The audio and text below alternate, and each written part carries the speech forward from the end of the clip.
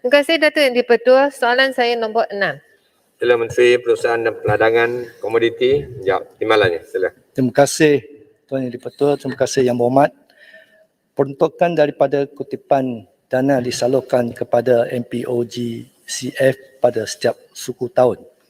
Sehingga Julai 2021, MPOGCF telah menerima peruntukan berjumlah RM8.02 juta secara keseluruhannya. Peruntukan ini akan digunakan bagi membiayai kos pengurusan dan program serta projek yang sedang dan akan dilaksanakan di bawah MPOGCF. Oleh kerana pandemik COVID-19 sedikit sebanyak telah menjejaskan gerak kerja bagi projek dan program di bawah MPOGCF, dalam hal ini daripada jumlah peruntukan yang terima sebanyak RM726,078 telah dibelanjakan sehingga Ogos 2021 merangkumi projek berikut. Pembayar Wildlife Rescue Unit RM722,476, iaitu RM472,476 pada tahun 2021 dan RM250,000 pada tahun 2020. Projek Konservasi Harimau Malaya RM3,602.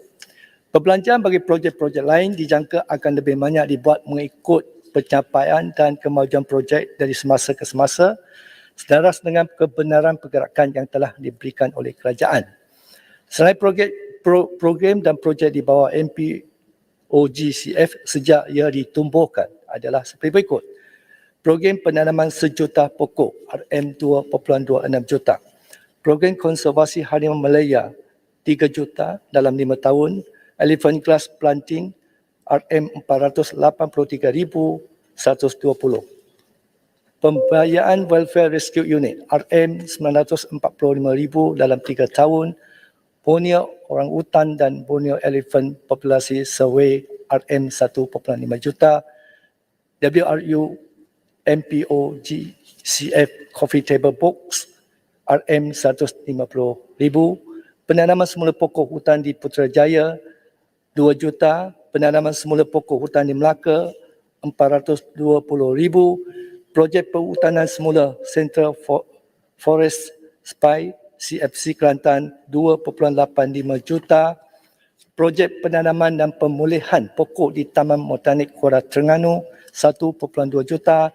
Projek papan tanda kawasan lintasan hidupan dia 1 juta. Pembina cabaran dalam pemulihan biodiversity dalam industri minyak sawit di Malaysia 39,300 dan penerbitan buku panduan amalan pengurusan dalam terbaik pengurusan hidupan dia di kawasan Pelangan sebanyak RM301,305. Sekian, terima kasih. Tambahan sila Sekutu. Terima kasih Datuk Yang di-Pertua. Yang Berhormat Timbalan Menteri.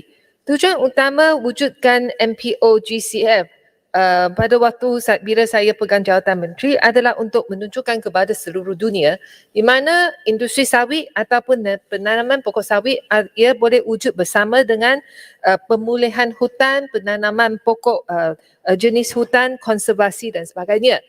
Tapi saya nak bagi saya komen ialah sampai sekarang ramai penanam sawit tidak tahu tentang projek dia di bawah MPOGCF kerana kurang publicity dilakukan oleh pihak kementerian ataupun MPOC, dan saya rasa sekarang kita masih menghadapi yang banyak serangan terhadap industri sawit Malaysia ni. Kita sepatutnya mewah-wahkan semua ni green project yang dilakukan di bawah MPOGCF ini.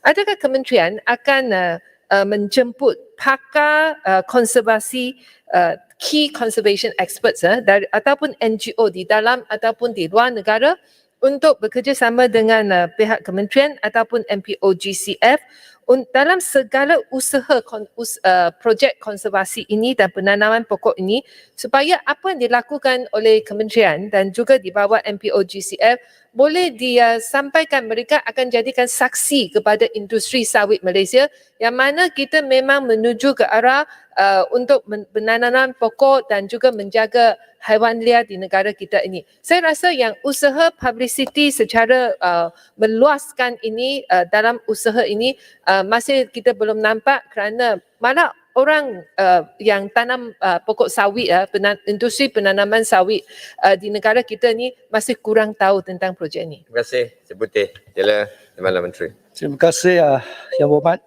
Saya setuju perlu diperkasakan lagi untuk promotion sedemikian. Tapi Yang Berhormat harus tahu bahawa untuk MPO GCF ni baru ditubuhkan hanya beroperasi pada 1 April 2021. Jadi banyak usaha digunakan dan apa yang berlaku ialah bekerjasama bukan saja untuk industri tapi juga across industri.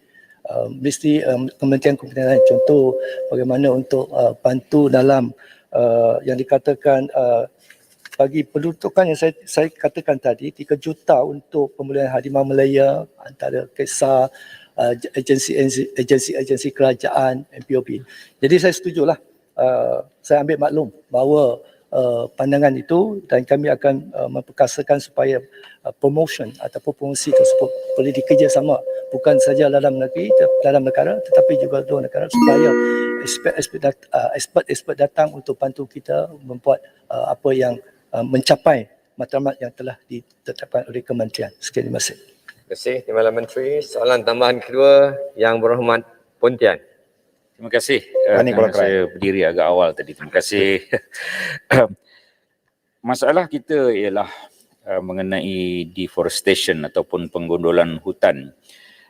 Saya ingin bertanya, mengapa kita tidak mengusahakan supaya tanaman sawit itu sebagai satu sebahagian daripada tanaman hutan, supaya pokok sawit yang berumur 20 ke 25 tahun itu boleh dianggap sebagai pokok hutan. Jadi kita tidak dianggap oleh pihak dunia menggondolkan hutan untuk tanaman sawit, ataupun sebahagian jenis pokok hutan boleh ditanam di celah-celah pokok sawit. Adakah kementerian pernah berfikir tentang perkara ini dan adakah ia boleh dilaksanakan? 2 perkara tadi, sawit sebagai tanaman hutan, satu lagi ialah ada pokok hutan di kiri dan kanan kebun sawit. Terima kasih. Sila, Timbalan Menteri, 1 minit. Terima kasih Yang Berhormat. Yang Berhormat harus faham bahawa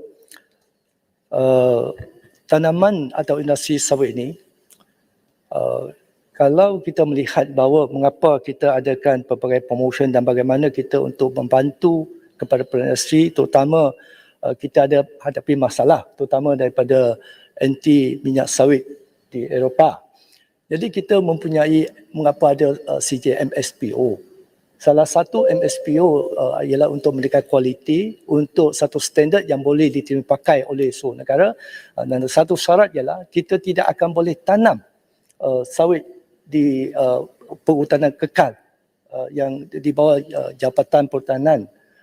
Ini salah satu syarat. Dan kita juga menghakkan bahawa penanaman tidak boleh melebihi 6.5 juta hektar. Ya. Dan inilah keadaan yang berlaku. Jadi yang kita nak ialah untuk membolehkan terutama kualiti sawit kita, terutama kita nak menangani masalah terutama daripada diskriminasi daripada Eropah yang selalu mengatakan itulah isu-isu kita daripada negara kita. Sekian, terima kasih. Terima kasih, Menteri. Pertanyaan jawab lisan seterusnya.